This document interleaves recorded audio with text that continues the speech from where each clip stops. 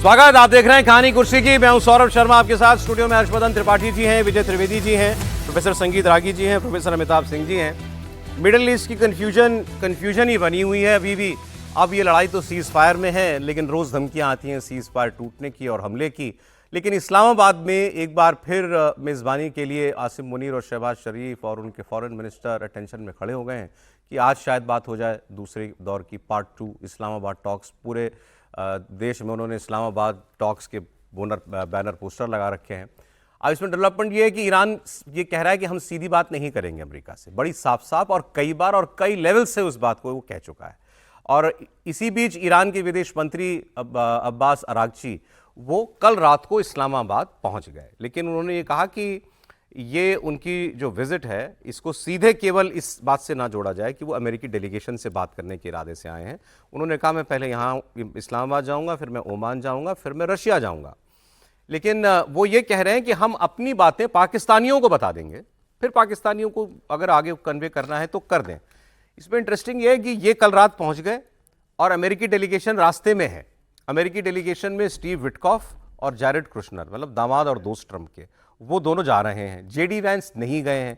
JD Vance इसलिए नहीं गए क्योंकि पाकिस्तान के ईरान की तरफ से भी केवल इनके विदेश मंत्री आए हैं। पिछली बार इनकी पार्लियामेंट के स्पीकर क्या नाम है सर उनका, गालिबाफ गए थे। वो सीनियर आदमी हैं, वो मेन आदमी थे। तो क्योंकि गालिबाफ नहीं आए तो इस बार अमेरिका ने जेडी वैंस को भी नहीं भेजा। गालिबाफ नहीं है, कॉलीबाफ कॉलीबाफ के लिए क्यों से कॉलीबाफ जो है वो नहीं आए, हम लोग उनको गालिबाफ बना उसमें भी कहानी है। उसमें कहानी ये है कि जब ये पिछले दौर की राउंड की बातचीत के बाद ईरान लौटे, ये कालीबाफ और अब्बास अरागची, इनके खिलाफ इनके देश में ये एक मुहिम शुरू हो गई कि ये तो इन्होंने जाके सौदा कर दिया शहादतों का, हमारे इतने लोग मारे गए, हमला हम पे हो रहा है, विक्टिम हम हैं। और ये गए और इन्होंने जाकर के सारी अमेरिका की शर्तों पर बातचीत कर ली। ये क्योंकि मुहिम चली तो उसमें कालीबाफ ने फिलहाल अपने आप को उस बातचीत से अलग कर लिया, ऐसा कहा गया है। यह भी कहा जा रहा है कि IRGC ने अब बिल्कुल एक टफ स्टैंड ले लिया है कि हमें बातचीत नहीं करनी है। लेकिन जो सिविलियन लीडरशिप है वो फिर भी कुछ कोशिश करके, हिम्मत करके एक एक कदम आगे बढ़ा रही है। अब सवाल यह कि आज रात को दोनों की मुलाकात होगी या नहीं होगी, क्योंकि जब अमेरिकी पहुंचेंगे उस वक्त तक अब्बास अरागची के आगे जाने का वक्त हो चुका होगा। वो बातचीत तब होगी अगर पाकिस्तानी ईरान को कोई ऐसी बात कहें जिससे ये रुककर डायरेक्टली एक बार फिर अमेरिकी टीम से मिलकर बैठना चाहें, बात करना चाहें। लेकिन क्या इनके पास ऐसा कुछ कहने को है? और ये कहेंगे क्या? ये कहेंगे तो वही जो ट्रंप ने बताया होगा। ट्रंप क्या कह रहे हैं ये मैं आपको दिखा देता हूं। They're delaying it because we don't know who to deal with. They are in, they know who the leader is in this country. We don't know who the leader is in Iran. Because remember, regime change. Khomeini is gone. He's gone to greener pastures. तो Trump ये कह रहे हैं कि मुश्किल ये कि हम बात किससे करें क्योंकि वहां तो कोई लीडर नहीं है। अब ये बात कुछ हद तक उनकी ठीक है, लेकिन इसमें एक दूसरी प्रॉब्लम भी है। आपको याद होगा कि जब पहले दौर की सीज फायर हुई थी और ये मीटिंग हुई थी तो इसके बाद क्या हुआ था कि पाकिस्तान ने ईरान से कहा कि तुम स्ट्रेट ऑफ हॉर्मुज खोल दो तो अमेरिकी अपना ब्लॉकेड हटा देंगे, तो हॉर्मुज पूरी तरीके से खुल जाएगा, सीज फायर चलती रहेगी, हम बात करते रहेंगे। ईरान ने कहा ओके, ईरान ने अपनी तरफ से हॉर्मुज को खोल दिया। फिर ट्रंप आए, ट्रंप ने स्टेटमेंट दिया कि हमने हॉर्मुज को खुलवा लिया है, लेकिन हमारा ब्लॉकेड तब तक जारी रहेगा जब तक ईरान हमारी शर्तें मान नहीं लेता, जब तक हमारी टॉक्स किसी फाइनल अंजाम तक नहीं पहुंच जाती हैं। इसको ईरान ने अपने साथ विश्वासघात माना और इसका दोषी किसको माना? पाकिस्तान को, अमेरिका को नहीं। ये मैं क्यों कह रहा हूं? मैं आपको एक अमेरिकन जर्नलिस्ट इनकी बात सुनाता हूं, इनका नाम है जेरेमी स्कैहिल। ये कह रहे हैं कि ईरानी पाकिस्तानियों पर भरोसा नहीं करते क्योंकि उन्हें लगता है कि इसकी सारी कोशिश पाकिस्तान की हमें अमेरिकी शर्तों पर राजी करने की है। ये हमारी बातें वहां जाके नहीं बताते, ये हमारे कंसर्न्स नहीं रखते उनके सामने। वो जो कहते हैं हमें उसके लिए मनाने के लिए कोशिश करते रहते हैं। और इनके कहने पर और इस शर्त पर कि अमेरिका ब्लॉकेड हटाएगा, हमने हॉर्मुज खोला, लेकिन ये अपनी बात से पलट गए। तो अब या तो पाकिस्तानियों को यही नहीं पता कि ट्रंप क्या कह रहा है और हमें इनको क्या बताना है, क्या तो यही कंफ्यूजन है। और दूसरा वो ये कह रहे हैं कि अगर एक कोई रियल सेंस में मीडिएटर होता, कोई जो ओमान है, जो टर्की है, ये कतर है, ये मीडिएशन करना जानते हैं। बोले ये पाकिस्तान ना टर्की है, ना ओमान है, ना कतर है। मीडिएटर केवल इधर की बात उधर और उधर की इधर नहीं करता है। मीडिएटर सोल्यूशन भी सुझाता है। अच्छा तुम इनका इतना मान लो, तुम इनका अपना कोई आउट ऑफ द बॉक्स सोच के अपने भी सोल्यूशंस देता है। पाकिस्तान वो कुछ नहीं कर रहा है, वो चिट्ठी इधर की उधर कर रहा है, वो भी आधी अधूरी। सुनिए, तो कह रहे पाकिस्तानियों को समझ में नहीं आ रहा कि ट्रंप ने हमें क्या बताया जो हम इनको बताएं। जी देखिए, पाकिस्तानी इस समय आप समझे तो एक तरह से वही पोस्टमैन का काम कर रहे हैं जो इधर से उधर पर्ची पहुंचाते रहते हैं। और पाकिस्तानियों का इंटरेस्ट ये भी है कि ये जंग किसी सुलह के रास्ते पर चले, क्योंकि उनका भी फ़ायदा उसमें है। सऊदी अरेबिया उनके दोस्त हैं, उनका फ़ायदा है वेस्ट एशिया में। लेकिन ईरान ये अच्छी तरह जानता है कि इस समय अमेरिका जो है अपने आप को बहुत कैपेबल बना लिया है कि वो युद्ध आगे नहीं बढ़ाएगा और ग्राउंड वॉरफेयर वो नहीं करेगा। अब जो पहले एरियल वॉर होता था, अब वो नेवल वॉर की में बहुत ज़्यादा होगा तो उसमें तब्दील होगा। लेकिन यहाँ पर पाकिस्तानियों का रोल मिनिमल इसलिए भी है कि पाकिस्तानी यहाँ कुछ कर नहीं सकते। ईरान में इस समय, और ये सही ट्रंप जब बोल रहे हैं कि हम किससे बात करें, वो गलत नहीं कहते हैं, क्योंकि वहाँ सिविलियन लीडरशिप नहीं है, वहाँ मिलिट्री लीडरशिप, किससे आप बात करेंगे कि नहीं, क्योंकि एक लीडर दूसरे को काटता है। आपको याद होगा मसूद पेजेश्कियान ने माफ़ी मांगी थी पूरे गल्फ जीसीसी से, उसके तुरंत 4 घंटे बाद फिर अटैक कर दिया था आईआरजीसी ने। तो एक लीडरशिप क्राइसिस यहाँ है, एक पूरी तरह से आप ये आपको लगता है कि इनकी ईरानियों और अमेरिकियों की सीधी बात दूसरे दौर की होगी आज इस्लामाबाद में? मुझे लग रहा है होगी, क्योंकि जेरेड कुशनर आ रहे हैं और विटकॉफ आ रहे हैं, तो वो दोनों किसी न किसी तरह उनसे जरूर बात करेंगे। वैंस तो नहीं आया, वैंस ने मना कर दिया, बोले जब वैंस इसलिए नहीं किया कि प्रोटोकॉल के हिसाब से कालीबाफ जो हैं वो उनके कंटेम्प्रेरी है, तो आप किसी जूनियर से कैसे बात करेंगे, उनका आर्गुमेंट ये था। और इसी बीच ट्रंप साहब ने 3 वीक के लिए बढ़ा भी दिया है लेबनान का सीज फायर। लेबनान का सीज जी हाँ, तो मतलब ये वाली सीज फायर की कोई डेट है सर कि नहीं है? नहीं, ये तो एक्सटेंडेड फॉर एवर है, इसकी कोई डेट नहीं, कोई डेट नहीं है, अनिश्चितकालीन है। अब वो अनिश्चितकालीन ये सब लोग, लेकिन वो ये कह रहे हैं, मैं उनके रक्षा मंत्री को सुन रहा था, ट्रंप के भी कल के बयान है, वो ये कह रहे हैं कि हमारी सेना तैयार है। अब इन्होंने एक तीसरा जंगी बेड़ा भी भेज दिया है वहां पर, GW बुश, और उसके बाद इन्होंने ये कहा है कि हम पूरी तरीके से तैयार हैं। ईरानी माइंस बिछा रहे हैं समंदर में, वो हम माइंस क्लियर करेंगे, उनकी बोट्स को हम डिस्ट्रॉय करेंगे, और इसके लिए हमारी पूरी तैयारी है। तो वो मतलब हर आदमी ने ट्रिगर पे उंगली रखी हुई है, और फिर जो है वो बातचीत की बात कह रहा है। सर अब बातचीत, कोई उम्मीद है बातचीत से कोई होगी तो मुझे निकलेगा? नहीं, बातचीत तो होगी, लेकिन परेशानी क्या है? 2 चीज़ें हैं महत्वपूर्ण। एक तो ईरान और अमेरिका के बीच में ट्रस्ट डेफिसिट है। दूसरी बात, पाकिस्तान को आप मीडिएटर आप कहते हैं, बड़े सम्मान के साथ कह रहे हैं, लेकिन पाकिस्तान मीडिएटर नहीं है ना, वो मैसेंजर है। मीडिएटर कौन होता है? मीडिएटर एक तो उसकी खुद की हैसियत हो कि वो दोनों लोगों को कुछ बात अपनी तरफ से भी ऐड ऑन कर सके। क्या पाकिस्तान की ये हैसियत है कि वो ट्रंप साहब को बोल सके? वो तो ट्रंप साहब जो मैसेज देते हैं वो उसको कन्वे कर देते हैं। उनकी इतनी हिम्मत भी नहीं होती कि ईरान ने जो मैसेज दिया वो ट्रंप साहब को बताएंगे। पत्रकार कह रहे थे कि पाकिस्तानियों को ये भी समझ में नहीं आता कि ट्रंप ने कहा क्या है। ये भी हो सकता है, वो भी बात है, लेकिन वो मैसेंजर जितनी भूमिका में है, मीडिएटर कोई नहीं है। ओमान, कतर का आपने जिक्र किया, तो वो लोग जब तक नहीं आएंगे, कोई मीडिएटर नहीं है, ये मैसेंजर है। जेडी वेंस तो इसीलिए नहीं आते क्योंकि अभी उसकी ज़रूरत ही नहीं है जेडी वेंस का। अभी ये बातचीत भी हो जाए कुशनर के साथ, विटकॉफ के साथ, फिर आगे चलकर क्या होता है। और जो आज वो कह रहे हैं ट्रंप साहब की लीडरशिप वहाँ नहीं है, किससे बात करें, ये भी तो उन्होंने किया। सबसे पहले लीडरशिप पर तो खत्म उन्होंने, लीडरशिप तो उन्होंने ही खत्म किया। उनको लग रहा था कि लीडर्स को खत्म कर देंगे तो ईरान झुक जाएगा और सरेंडर हो जाएगा। मुश्तबा खमेनी के हवाले से खबरें आती हैं, कोई कह नहीं सकता कि कौन बोल रहा है, वही बोल रहे हैं कि नहीं, लेकिन खबर ये थी कल कि उन्होंने बड़ा सख्त इंस्ट्रक्शंस दिया है कि डायरेक्ट टॉक्स नहीं होंगी जब तक हमारे कोर इश्यूज पर नहीं आएंगे, तब तक हम डायरेक्ट टॉक्स नहीं करेंगे। अब आपने कहा कि गल्फ कंट्रीज का भी एक स्टेक है इसमें, वो क्या सोच रही हैं? तो वो यूएई के प्रेसिडेंट मोहम्मद बिन जायद के एक सलाहकार ने एक बहुत बड़ी बात कही है। इनका नाम है अनवर गरगाश। इन्होंने कल बड़ा साफ साफ बयान दिया कि ईरान मिडिल ईस्ट के लिए लॉन्ग टर्म थ्रेट है। ईरान मिडिल ईस्ट का सबसे बड़ा लंबे वक्त का खतरा है। अब ये बात सिद्ध हो चुकी है।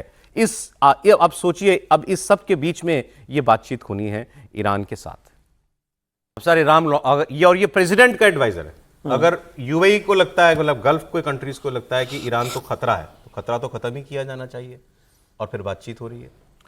ये सिर्फ यूएई को नहीं लगता है, ये सऊदी अरब को भी लगता है, और आज से नहीं पहले से, है ना। ये गल्फ कंट्रीज में एक को छोड़ दीजिए जो शिया डोमिनेटेड है, तो बाकी सभी देशों को यही लगता है। ये शिया सुन्नी की भी लड़ाई बन जाती है, ये भी ध्यान रखिएगा। कोई इनमें से सुन्नी कंट्री नहीं चाहता है कि उस रीजन में एक शिया डोमिनेटेड कंट्री एक बड़ा खलीफा बन करके आ जाए, डोमिनेंस रहे उनकी, उसका एक बहुत ताकतवर देश के रूप में बन करके आ जाए। यदि ताकतवर देश के रूप में आ जाएगा तो फिर उनकी कहाँ से चलेगी? लड़ाई तो शिया और सुन्नियों की भी है ना। तो ये जो यूएई के जो प्रेसिडेंट हैं, उनके जो सलाहकार बोल रहे हैं, वो वही है जिसे हम सब जानते हैं, अच्छी तरीके से जानते हैं।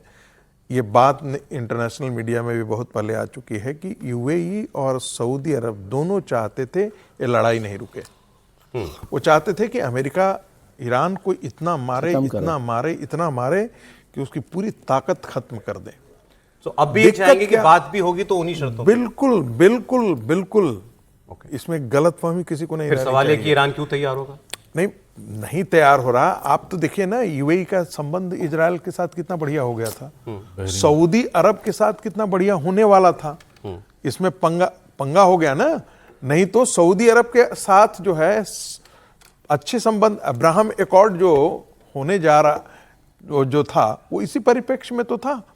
तो स्वाभाविक है कि जो सुन्नी कंट्री है वहां, वो चाहेंगे कि ईरान वहां मिनिमल पावर के साथ रहे, वो इतना पावर न रहे ताकि वो ईरान और ये जो सऊदी अरब है, बाकी जो कंट्रीज हैं, यूएई है, उनके लिए वो खतरा ना रहे। अब ईरान के लिए आसान नहीं है, लेकिन यूं इसको इन्हीं हालात को चलते रहना, दबाव उसके ऊपर भी है। और केवल लड़ाई ने नहीं, ये जो ब्लॉकेड हुआ है, ब्लॉकेड ने बहुत नुकसान किया है। कल एक असेसमेंट आया था इकोनॉमिक इंपैक्ट का। देखिए, ईरान का भी 12% गैस प्रोडक्शन, तेल प्रोडक्शन बंद हो गया है। 25% स्टील प्रोडक्शन ठप हो, मतलब ये खत्म हो गई है, कैपेसिटी खत्म हो गई है। 28% पेट्रोकेमिकल कैपेसिटी खत्म हो गई है। फूड इन्फ्लेशन, खाने पीने का सामान 100% महंगा हो गया है, दुगना हो गया है। इंटरनेट काम नहीं करता। 2 मिलियन लोगों की, मिनिमम 2 मिलियन लोगों की नौकरियां जा चुकी हैं जब से ये जंग शुरू हुई है। 20 लाख लोगों की। कितनी आबादी है? IRGC को सैलरी नहीं मिल रही है। आबादी कितनी है ईरान की? कुल 10 करोड़। उसमें से 20 लाख लोगों की नौकरियां अभी चली गई हैं। और इकोनॉमिक कॉन्ट्रैक्शन जो हुआ था ना, आपको वो जैसे कोविड आया था तो सारी इकोनॉमीज घट गई थी। 10.5% इकोनॉमी कॉन्ट्रैक्ट कर चुकी है और 41 लाख लोग दोबारा गरीबी में जा चुके हैं। और आपको मालूम है, एक मैंने बड़ी इंटरेस्टिंग चीज पढ़ी आज और मुझे थोड़ा सा जलन सी हुई। ईरान की लगभग सारी आबादी शहरों में रहती है, वहां गांव जैसी चीजें कम है। वहां यह हालत है, 20 लाख लोगों की नौकरी जा चुकी है और 40 लाख लोग गरीबी में पहुंच चुके हैं। यह हालत कर ली है ईरान ने अपनी। जी देखिए, मतलब इसको युद्ध से पहले से देखेंगे तो समझ में आएगा। जब उसका जो बेसिक है, यानी तेल का धंधा, पहले ही वो चौपट है, इतने बरसों से चौपट है अमेरिका ने, तो वो असर तो पड़ ही रहा था। लेकिन उसने ग्रे मार्केट क्रिएट कर लिए थे, चाइना उसके साथ था, दूसरी कंट्रीज उसके साथ थी, तो उसको लगता था कुछ कुछ हो जाएगा। अब जिस तरह की तबाही मचाई अमेरिका ने, इजराइल ने, उसके बाद सचमुच वहां कुछ बचा नहीं है। और जिसको कहते हैं ना कि एक हमारी जिद है कि ठीक है हम लड़ेंगे, और अगर देश के तौर पर कहें, कौम के तौर पर कहें, इस्लाम के तौर पर कहें, तो ये सब सुनने में बड़ा अच्छा लगता है। लेकिन अगर वहां के नागरिकों के तौर पर कहें तो ये अच्छा लग सकता है क्या? यानी जो ईरानी नागरिक हैं उनकी हालत जरा आप देखिए। और ठीक है, वो भारत में लग रहे हैं, नहीं, भारत में एक दो वीडियो आ जाता है कि वो कोई ट्रैक था उसको बना लिया तो यहाँ लोग बम हो जाते हैं कि अरे क्या कर दिया। जहां पूरा देश तबाह हो गया हो और वहां से कोई रिपोर्ट उस तरह की आती नहीं। ठीक है, कहीं कहीं आप रह गए। अभी मैं रिपोर्ट देख रहा था, वो एक यहाँ का बच्चा है, वहां मेडिकल में पूरी की पूरी बिल्डिंग खाली हो गई और वो अकेला बैठा हुआ है, कुछ कुछ कर रहा है, किसी तरह से कर रहा है। हालांकि उसको इस्लाम तो नहीं मान रहा ना ईरान। नहीं, लेकिन मैं वही कह रहा हूं कि ये तो वहां के लोग भी सोचेंगे समझेंगे ना। आप उनको बेसिक जो चीजें होती हैं उससे आपने पूरी तरह से उसको खत्म कर दिया है। तो ठीक है, एक तरफ ये ट्रंप है, अमेरिका, उनकी अपनी सनक है, उनका अपना बड़बोलापन है, लेकिन ईरान तबाह हो गया है। और उसके बाद अगर ये सऊदी अरब, यूएई ये कहें कि ये खतरा है, तो वो किस और चीज से डर रहे हैं वो समझना। तो कहीं यही तो इसी का तो इंतजार नहीं है कि अब अब तो लोग आ जाएं बाहर घरों के अपने। नहीं, ये तो कोशिश अमेरिका कर ही रहा है, ये तो लगातार प्रयास हो रहा है। ये प्रयास तो अमेरिका का यही है ना। उसके लिए भी तो कोई लीडरशिप चाहिए ना। इकोनॉमिक ब्लॉकेड का मान लीजिए पीछे तर्क उसका वही है। मान लीजिए कि ये जो गली बाफ या कौली बाफ जो नाम है, हम लोग को तो हिंदी वाले हैं तो बहुत सी गड़बड़ होती है, तो जो ये और अरागची या कोई और ऐसी लीडरशिप आती जो कहती कि अच्छा ठीक है भाई ये है, लेकिन हमें अब अपने देश को आगे ले जाना है, हम कहीं तो जाकर रुकेंगे। ऐसा कहने किसी में हिम्मत है? इसलिए ऐसा संभव नहीं हो पाएगा कि IRGC जो है वो तो पूरा इस्लाम के थियोलॉजी पर वो तो खड़ा है रोज ना। खबरें आ रही हैं कि वो तो बिल्कुल मतलब वो वो इन लोगों को गद्दार मानता है वो जो बात कर रहे हैं। देश के लिए नहीं लड़ रहा है, वो दीन के लिए लड़ रहा है। उस चीज को ध्यान एक रखिए। लाइन में कह रहा हूं, ट्रंप ने कहा हम उसको स्टोन एज में पहुंचा देंगे, नहीं पहुंचाया। लेकिन अगर ये जिद बनी रही, कोई एक बम न मारे, वो अपने तो आप पहुंच स्टोन एज में पहुंच जाएगा। देखिए, ईरान इस समय एक अपने आप ही कस्ब पहुंच पे खड़ा है, अभी वहां चेंज आने वाला है, लेकिन IRGC पूरा अमेरिका पे ब्लेम लगा के वो उनको फंसाया हुआ है जो लोग सड़क पे आ सकते थे। और ऐसी नहीं है कि ईरान की आर्थिक स्थिति अभी खराब हुई, बहुत पहले से खराब अब हुई। तो sanctions में जी रहा है, जी, कुछ से जी रहा है। 70% तो आज से 1 साल पहले वहां इन्फ्लेशन था, युद्ध के ठीक पहले 40% वो हुआ था। तो इन्फ्लेशन से सब लोग अफेक्टेड है, दवाइयां नहीं मिलती, हॉस्पिटल में गैस नहीं आता है, ऑक्सीजन नहीं मिलता है, तो तबाही तो पहले से वहां थी। इसके बाद अब जो IRGC को रियल क्राइसिस फेल करना पड़ेगा वो है कि अगर सेटलमेंट हो जाती है, डील हो जाता है, तो वहां के लोग सड़क पे आ जाएंगे कि इतना तबाही के बाद अब ये क्या किया है। आप सुनिए, अब आपने बहुत सारी कहावतें सुनी होंगी ना, उसका अंजाम तू कौन में खाम खा, बेगानी शादी में अब्दुल्ला दीवाना, और भी सर रिकॉर्ड और कुछ भी हो तो बताइएगा क्यों हो रहा है वहां। 2 हफ्ते से इस्लामाबाद और रावलपिंडी की लॉकडाउन में है, 2 हफ्ते से। किस इंतजार में? मैं वो बोलूंगा नहीं, पाकिस्तान में लेकिन बड़ी खराब वाली कहावत याद आ गई। देख लीजिए, अगर नहीं वो फैमिली शो है वैसे तो, नहीं लेकिन नहीं भाई बोलूंगा, जस्ट बहुत कह ही दे- खराब वाली याद आ बोल ही गई। दीजिए, बोल ही 2 दीजिए। हफ्ते से लॉकडाउन में है इस्लामाबाद और रावलपिंडी। आम आदमी को घरों में बंद कर दिया गया है। पब्लिक ट्रांसपोर्ट सस्पेंड, मार्केट बंद, स्कूल बंद, सड़क बंद, कॉलेज बंद, कोर्ट बंद, सरकारी दफ्तर बंद, बाजार बंद। लोग घरों के बाहर नहीं जा पा रहे। और क्यों नहीं जा पा रहे? पहले इंतजार होता रहा, पहले दौर की बातचीत होगी तो बंद कर दो, आने वाले हैं ईरानी और अमेरिकी, बंद कर दिया जी। फिर उसके बाद ये चले गए, इन्होंने कहा हम थोड़े दिनों में फिर आएंगे, उन्होंने कहा अभी खोलना नहीं, अभी ये फिर आएंगे। फिर उन्होंने कहा हम नहीं आएंगे, बोला रुको रुको, हो सकता है क्या पता आ जाए, खोलो मत खोलो मत। फिर ट्रंप ने कह दिया कि अगर बात बन गई तो मैं भी पाकिस्तान जा सकता हूं। तो उन्होंने कहा अरे अब तो मतलब क्या कोई इमरजेंसी भी क्या होती है, अब तो कोई निकलेगा ही नहीं बाहर। अब लोग वो कह रहे हैं कि भाई जिन लोगों की लड़ाई चल रही है, ईरान और अमेरिका और इजराइल, वो खुले हैं, हम जो बात कर रहे हैं मध्यस्थ हैं, हम बंद हैं, हम लॉकडाउन में। आप सुनिए, क्या एक बयान होगा आपके पास इस पर। अच्छी तरह से जानते हैं कि अगर मैं ये कहूंगा कि मैंने पाकिस्तान आना है तो आसिम मुनीर और शहबाज शरीफ दुगनी मेहनत करेंगे और ज्यादा जोर लगाएंगे।